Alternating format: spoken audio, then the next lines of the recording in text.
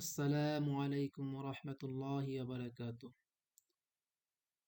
সুপ্রিয় শিক্ষার্থী বন্ধুরা, আশা করি সকলেই ভালো আছো। আল্লাহর রহমতে আমিও ভালো আছি। আজকে আমরা আলোচনা করব আজকে আমরা শিখব গো নামক ভার্বটির সাথে বিভিন্ন প্রিপোজিশন বসিয়ে কিভাবে নতুন নতুন শব্দ গঠন করা যায়। চলো শুরু করা যাক। গো ডাউন, হ্রাস পাওয়া। গো ডাউন, হ্রাস পাওয়া। গো ইন, ভিতরে আসা। গো ইন, ভিতরে আসা। গো থ্রো, পড়া। গো থ্রো, পড়া। গো অ্যাবাউট, চেষ্টা করা। গো অ্যাবাউট, চেষ্টা করা।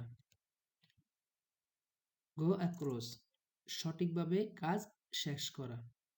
গো অ্যাক্রস, সঠিকভাবে কাজ শেষ করা। গো অ্যাহেড, এগিয়ে যাওয়া।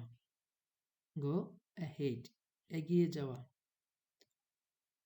গো ওভার, পুনরায় আলোচনা করা। গো ওভার, পুনরায় আলোচনা করা। এভাবে আমরা বিভিন্নভাবে বিভিন্ন শব্দ শিখতে পারি। এই গো নামক ভার্বটির সাথে বিভিন্ন প্রিপোজিশন যুক্ত করে আমরা এসব শব্দ সহজেই শিখতে পারি।